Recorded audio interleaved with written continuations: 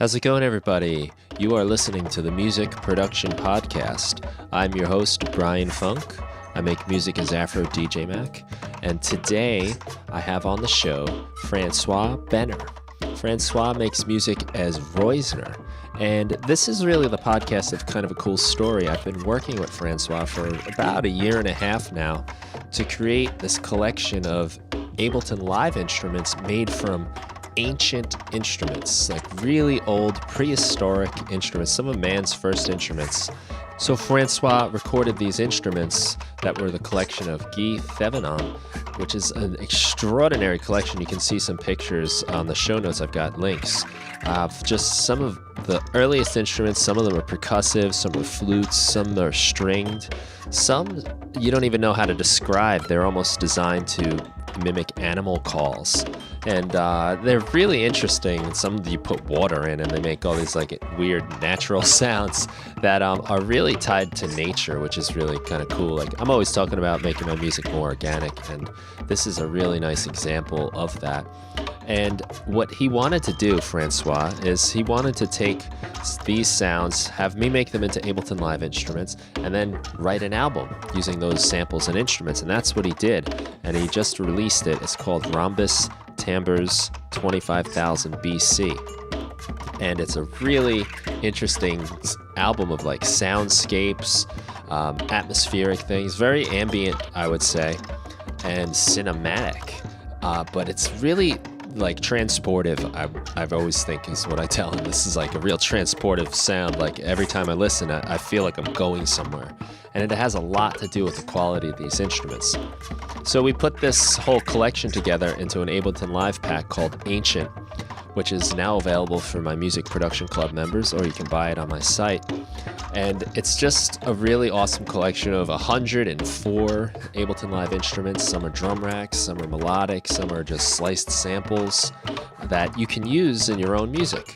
Royalty free, and you can do whatever you want with them and try to add maybe an interesting sound to your tracks by bringing in some of the oldest instruments known to man. So I'd like you to enjoy this conversation I had with Francois. It was nice to talk to him and kind of, wrap up this whole project with this podcast. So here's Francois Benner. Thanks. Hello and welcome everybody to the Music Production Podcast. This is Brian Funk, aka AfroDJMac, and today I'm here with Francois Benner, and he's making music as Roisner. And he and I have been working together on a really cool project to bring you a whole bunch of Ableton Live instruments in a pack we're calling Ancient. And he's used those sounds to make his own record. There's a lot of cool things behind it, so I'm just going to jump right in and we'll talk. And I'll say, hello, what's up? How are you? Hey, what's up? All good here in Berlin, and beautiful day today. And I'm very excited to talk about this beautiful pack. Yeah, it's fun to talk to you now on the other side of the project. It's like done, your album's out, the pack is ready to go. And because, when we first started talking, it must have been at least a good year ago, I'd say, right? I think maybe even more. I think even more, because I remember that the first time we had the contact about the album or the project was even like I was in Milan, and I think it was over like, I will not say like no, but 1 year and a half, I think. Yeah, so I believe that. Yes. Because we've been talking about it back and forth a lot, and now it's finished, and it's what a great feeling. Yeah.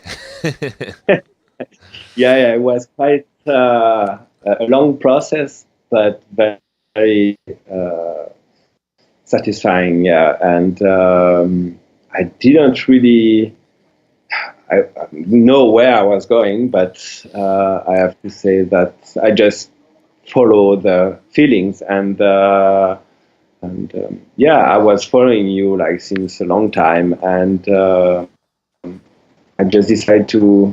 Yeah, let's try to propose the idea. Just simply at the beginning was really just an idea. It just went like this. Like it seems like idea, talking also to you, and like so it just also motivate me, and yeah, Yes. is So that how maybe it starts. maybe we should start with that idea. So um, take us through the process. So what we've ended up with, maybe just we should explain where we wound up, and then we'll go back to the beginning. So Yeah. you've recorded a lot, extensive collection of ancient instruments, rare, hard to find instruments, and your goal was to put that together, make an album, and we also made the instruments out of it together. So just take us to the beginning. So how does this all begin for you? I wanted to do something because I'm coming from, and I started making music with more electronic instruments, but I arrived to a point where I didn't really want to play anymore in the electronic scene, and I was at that time like thinking how I can step out a bit of the club scene and the dance floor and everything. So for me, it was a way to start something fresh, something also that bring me to my roots in a way. And I had this idea of making an album with primitive instruments, and I just start researching those, exploring those, this idea, let's say, of primitive instrument. What does it mean with primitive sound, primitive, and I end up finding myself like searching and get more interested into earth and nature. And it's something that really interests me, like the respect of the nature, like our place in the world, like in the impact that we have also on the nature. And so all these things, like I don't remember exactly how I end up to found this guy, this French guy, Guy Thévenot, and actually because I'm from France, and but I'm living in Berlin since 8 years now, and yeah, I found him on internet, and I just contact him and told him like because he was actually I discovered him because he was doing, and he does like exhibition for or go to school or to seminar to just explain like the nature of how humans start to make music. Mm-hmm. And yeah, I just contact him, and I was very surprised that he actually never recorded any of those instruments. It was just to show and to explain, and he was really interested in the project. And he has something like, I think you said like over 800 of these prehistoric instruments, and yeah, I've seen the webpage. Yeah.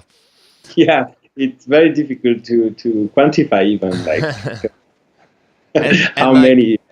What you're doing in a way is really cool too, because you're preserving that to record it. The fact that it is now sampled, and you've got this record of what they sound like, because I mean, obviously the instruments have survived a long time, but you know, nothing lasts forever, and it's nice that it's kind of captured, you know. So I must imagine that was a major undertaking to try to sample and even just go through that entire collection. Yes, it was like so at like talking with him at the end, I say, you know what, let's anyway organize. So I flew to France, and he came to pick me up at the airport, and it was really very, very nice just to meet him and I spent 1 week with him in his country house and completely isolated, like from everyone, and it was amazing because it's at the end I also approached the project not only for me but also as an archive for him. Right. And I said, anyway, if the project doesn't end up to something, I just want also for you to have something that you can have on your computer, and just an archive, because it just had boxes and boxes and boxes with like just the kind of let's say like metals, or just rock, or like or all those things, like just very generic. And so it was a good exercise also for him what he wanted to record and to archive. So yeah. Yeah, the process of like kind of organizing through everything and understanding what you have. I can imagine that gets, I mean, you know, I know with even my own instruments, you know, after a while you start to forget what you have. So that's going to be pretty cool just to go through all that stuff, because music is, you know, one of our, I guess, first languages in a lot of ways. And it's nice to like go back and just see like how some of these things sounded. And as I was going through the samples myself, I found sometimes I was very surprised at how modern things sounded, but then I was also very interested in some things almost mimic nature much more. A lot of the samples you sent me, if you told me they were some kind of strange animal in the jungle or something, I would have believed you. Yes. Yeah. It's like, but this was also the challenge to also pick the thing that's. It's very hard to record something that doesn't really exist on internet, or because two pieces of wood in a way are a piece of wood. Yeah. And the more you go back, the more primitive it is, the more it looks like you can pick up two pieces of wood in your near forest and just say it's a primitive thing. Like this was also the selection that we did, the way, a very important thing that I realized doing it, it's the way that he know how we were playing them. Because like those two pieces of wood, the way, if I just play them, it sounds like a child of 5 years old who just like tick, tick, tick. But the way and the meaning, how he explained me, like how they were using it, like for to protect themselves, to communicate, to eat, to whatever. Like this was much more like a very interesting and a big part of it. The way we record it, like to put ourselves in the situation of it. Yeah. It's really interesting. Well, I would think if you shot me about 3,000 years into the future and you showed me like a guitar, say, or a violin, maybe I'll say a violin might be a better example, because I've picked up, as a guitar player, I've picked up violin and tried to play it a little bit, and I cannot get an interesting sound that doesn't sound like some sort of dying animal. You know, it's a very hard instrument to start to make sound beautiful. So I must imagine, like, when you start picking up these things, you don't even know what to do with them and how they're supposed to be used. No. The one like really pop out of the whole selection. It's actually the name of the album, like Rhombes. Rhombes. It's like it's actually just a piece of wood, very flat, and they were using it like they attach it with a kind of nylon thing, but made out of fur, or like skin, Yeah. very thin, and actually they were using it to produce very low frequencies, like, and they were just turning it like in the air, and he made this. And for me, once I heard it, I say like, wow, I really project myself like in this at that time, like because it's very like it's very natural, but it sounds really modern. And I say, wow, imagine when they discover how to produce this sound, they really, I think, had the same feeling as I am now discovering it. Yeah. And this for me is like really, really interesting. Yeah. Yeah, I saw some videos on his site, and I guess a lot of it's not in my native language, so I couldn't really read a lot. But Yes, I think yeah. I saw something similar to what you were talking about, where it looked like he was swinging a rope around. Yeah, yeah, that's the one. Yeah, Yeah, yes, and it was yes, just making that like whoo, whoo. And yeah, it's kind of funny actually. It reminded me of a song by Aerosmith called "Back yeah, in the Saddle." And if Back in the Saddle has like a lot of like horse noises, and I read a little bit about their recording of the song, and they had like boots that they recorded on. They took some boots, put it on some blocks of wood, and made like the horse galloping sounds and stuff. And yeah, yeah, one of the things Steven Tyler did was he had a microphone, I believe it was, with attached to the wire, and he's swinging it over his head towards the end, and it creates this like whoo, right. whoo. And it reminded Yes, me of yes, that sound a lot. And it was just to add to the atmosphere of like what Aerosmith was trying to do in that track was recreate nature and recreate the sounds of the horses. yeah, yeah, And right. it's funny how like that tradition, takes us all the way back. Yeah. It's yeah. Not like something I would ever think of to do for a musical sound. But yeah, Yeah, pretty. I mean, sound design is a bit like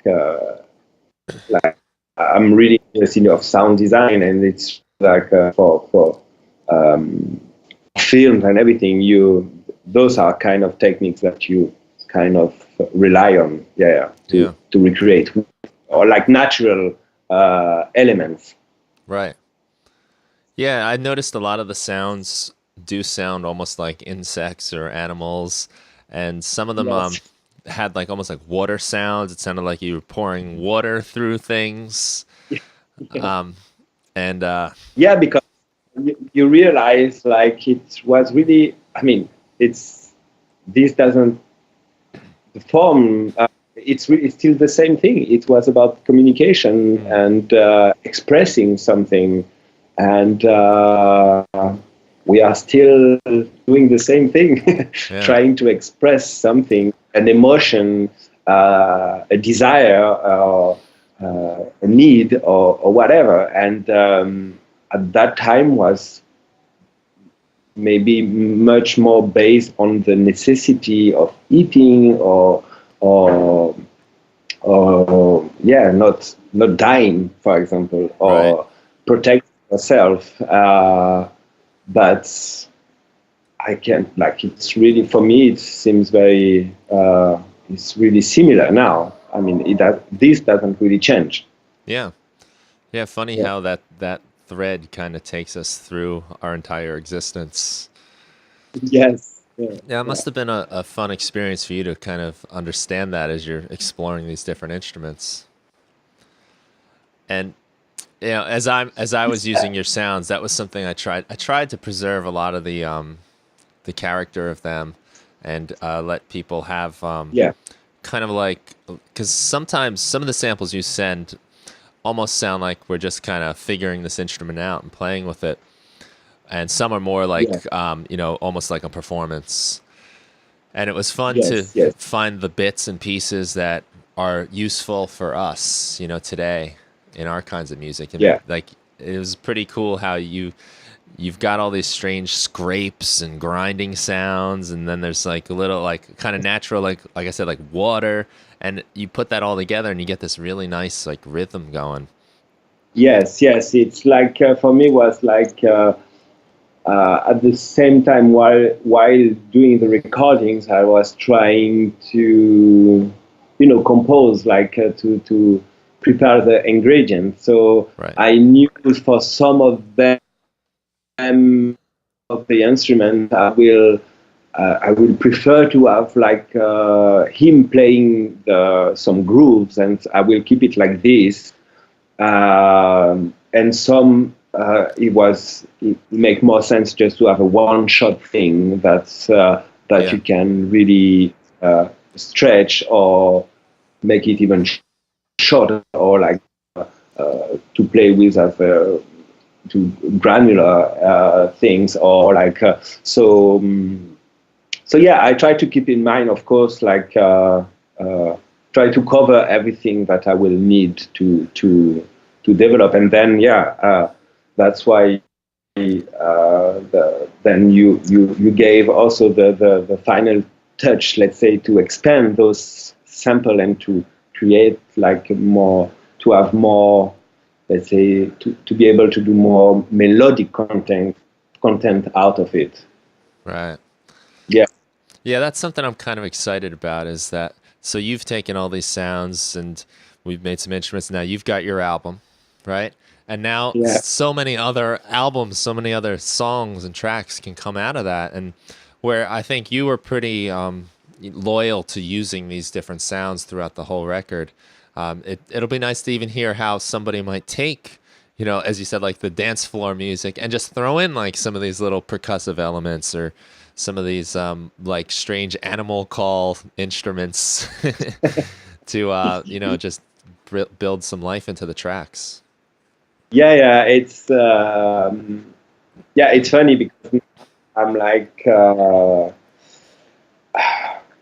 I feel I want to go back to or I mean, I want to, now I'm really thinking of like have this project of more really techno, and I never really, I put it always at the side, and now I feel really ready to explore, really go deep into deep techno, and a very pure one, like without any not tech house, not minimal, but really pure techno. And I recently did a live to present the album, and but this time with just like the octa track from Electron, and like part of the album, and it actually worked super well with a very deep techno groove on top. It's like it's worked really nice. So I probably gonna still use the pack for the next project, and because I think that it's as you say, like I'm very curious to see also what people will do with it, because there is a lot of potential. You can do a lot of things with. Yeah, because you can still get the the feel of, say, like, whatever genre of techno you want to go to, you can still use like these different sounds just to create the same kinds of grooves and feels. I thought what was really cool about your record was it was more like, it was very atmospheric, very ambient, and it creates a lot of moods, and it really does make me feel at one, like, with nature when I listen to it. It's really hard to listen to that record that you put out, which is beautiful, by the way. I don't know if I've emphasized that enough to you, but just the way that it really takes you somewhere, and it's an interesting place. It's at once like ancient and old and distant in the past, but there's still like something familiar to it. It's that root of nature, I guess. In our modern world, we like forget that we're still animals. We live in our little houses and drive our cars around, but we are the same as a dog or a squirrel running around. We forget, and that your record does a nice job of like kind of bringing you back to that like old primitive vibe, and as far as we've gone from there, it's still very like real and familiar. Yeah, yeah. So I guess, I mean, like, I really appreciate those words, and like yeah, I'm very proud of it. Like, I think for me, that was and that is the meaning of an album. It's like it's like a word on itself. Like, it's from the first track to the end, we Yeah. have to transport you somewhere, and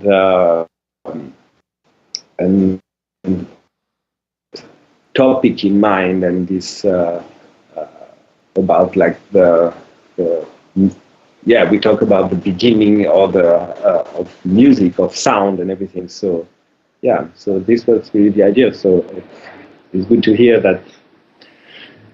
Yeah, you get it. Yeah. Yeah, But and I hope like people will get it. Like, and but yeah, I feel very like I feel good in it. Like, and yeah, I cannot. Of course, I can do different things, but I think it's really, I really, let's say, like capture the moment of also the collaboration with him, with Guy, was I think uh, I really capture, and also his feedback, and he really enjoyed it, and we really had a very, very strong connection. This was really important also for me to be able to um, yeah, yeah, when I listen to this album, I immediately also remember those moments with him, and so yeah, it's it was a good exercise to try to capture this thing.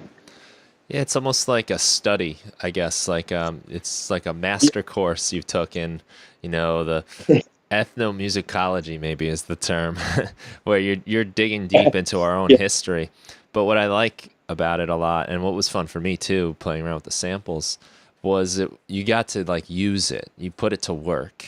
It wasn't just a textbook and a couple listening to audio files, but to actually see them perform, to actually see how these instruments are used, and then trying to make something that you are proud of musically through that is that's a cool thing that you were able to use the sounds and put them to work and Yeah, come up with yeah, your own thing with it.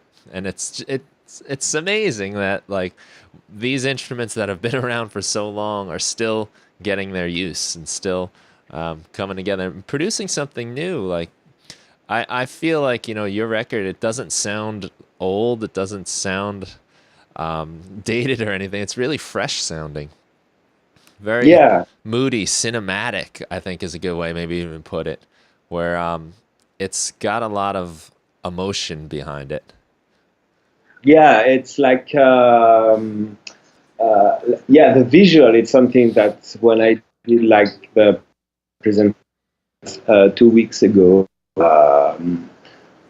and where I performed the album and reinterpret it.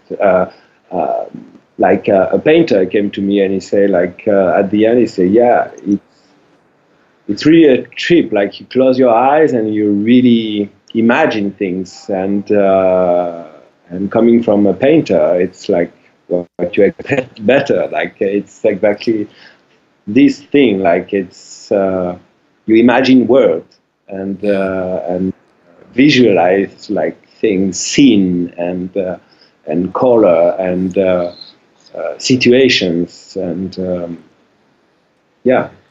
I got that feeling a lot making the instruments, where I'm going through the samples, I'm starting to build, say, like a drum rack, and kind of playing through them a little bit. And there's just like, it's like each sound has a history. It's got like its own story. Some of like there were a lot of like gongs and cymbal type sounds, but they weren't like you go to the drum store and you get your Zildjian's, crash cymbal.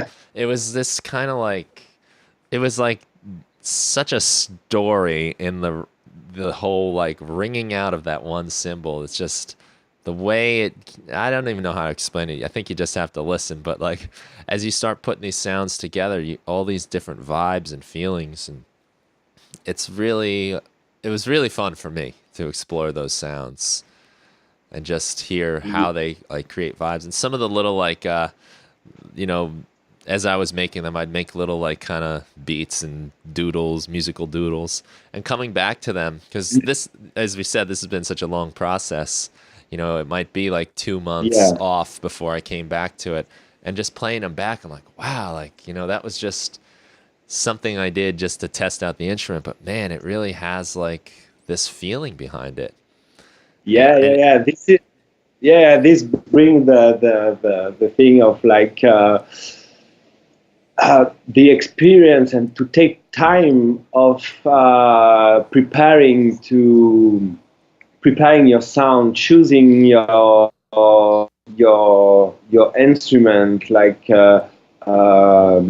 this also really helps me, and like I realized doing this process that I really need like to restrict myself and to choose before a project. Like, okay, let's.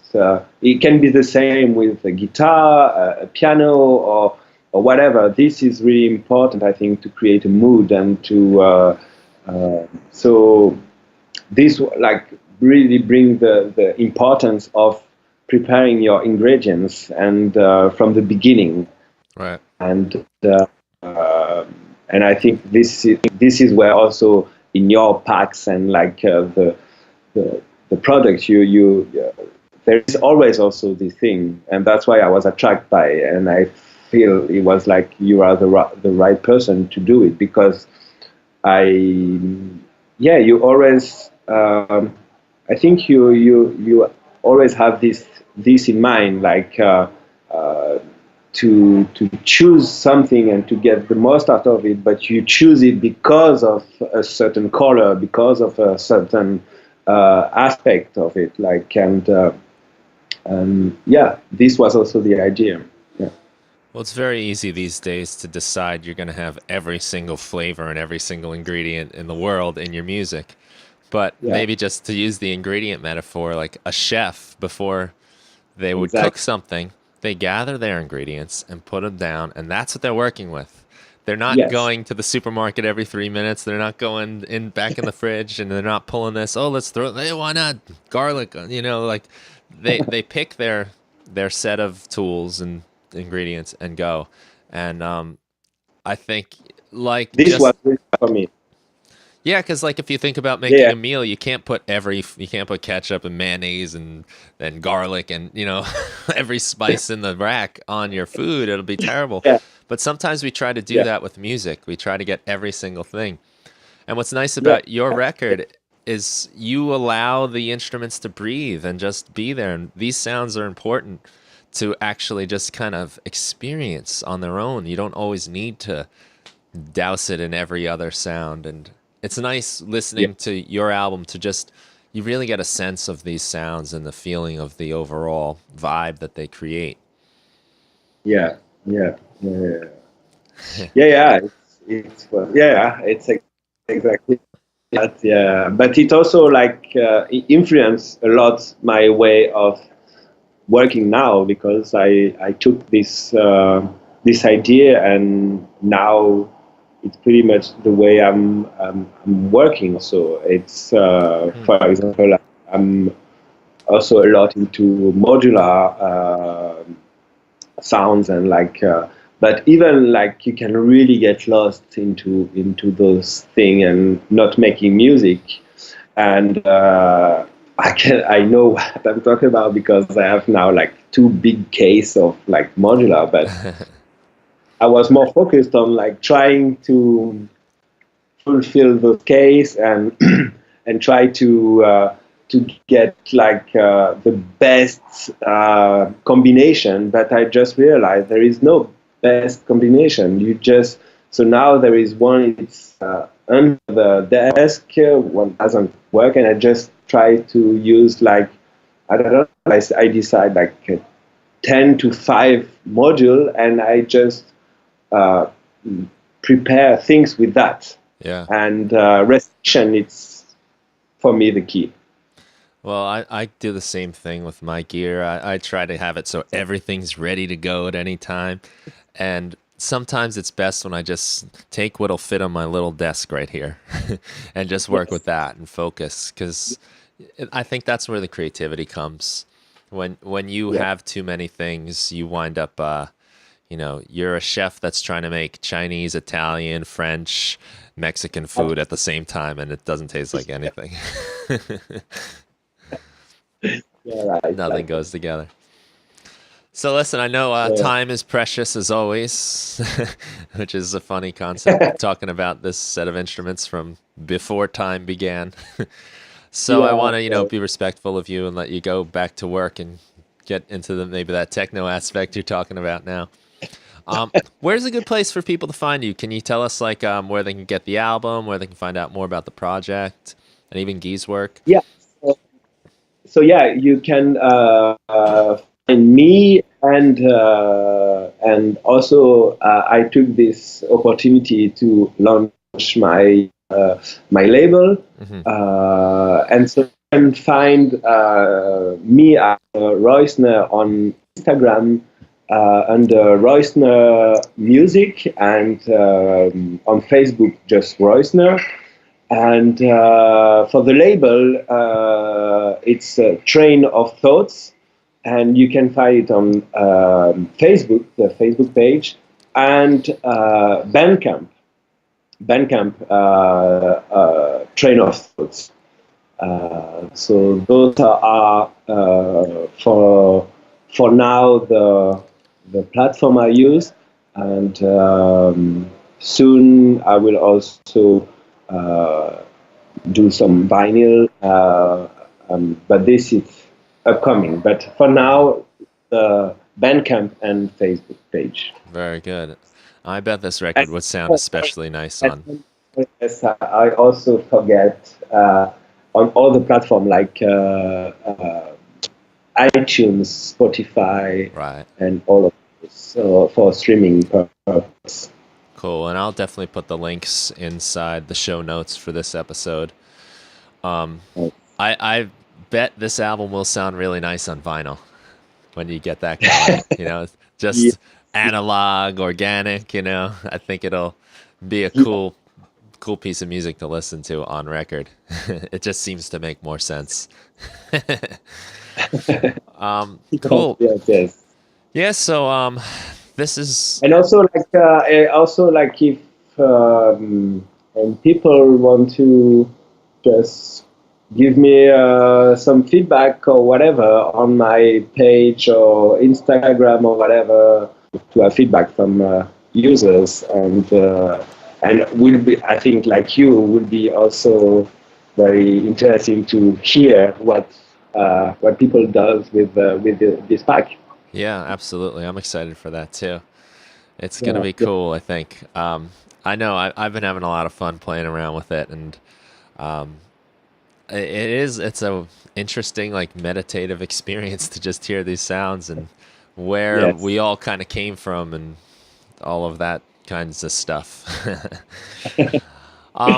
Cool. So yeah, I'll definitely put all these in the show notes. So if anyone's listening and want to check this out, just head over to AfroDJMac.com/podcast, and we'll have the links and everything you need.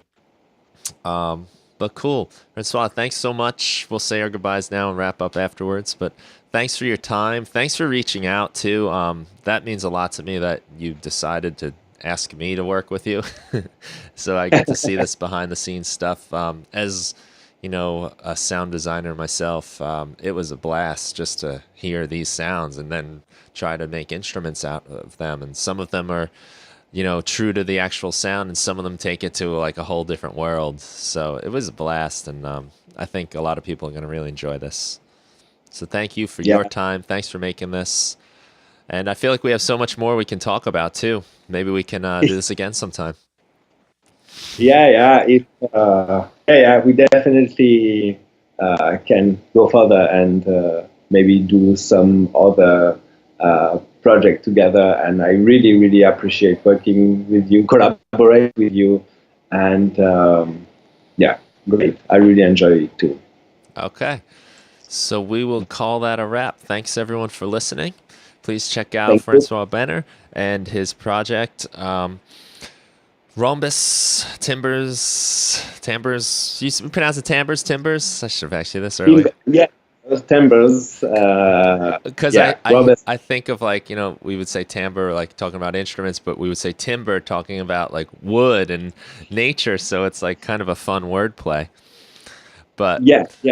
Rhombes Timbers, 25,000 BC. Yeah, that's right. That's right. I try to. I love long names, so I could not make it shorter. And, yeah. Cool. Well, everyone, check them out. It's great stuff. Lots of fun, and we will talk to you soon. Great. Thank you. Thanks a lot for listening to this episode of the Music Production Podcast. Once again, I'm Brian Funk, your host. I make music as AfroDJMac. And if you enjoyed the show, please tell a friend. Tell some people that are into making music too. Leave a review on iTunes or wherever you're getting your podcasts. I would appreciate that. We've got a Facebook page for the Music Production Podcast. There's also a Patreon page, patreon.com/AfroDJMac. But the best way you can support the show is to check out my site, AfroDJMac.com. Check out some of my downloads and some of the items that you can have for free. There's tons of tutorials, and there's some cool stuff that you can buy, including Ancient, which is the pack we were talking about in this show. So I really do appreciate you taking the time of your day to listen to this. I hope it was something useful for you, and we'll be back soon with another episode of the Music Production Podcast. Take care.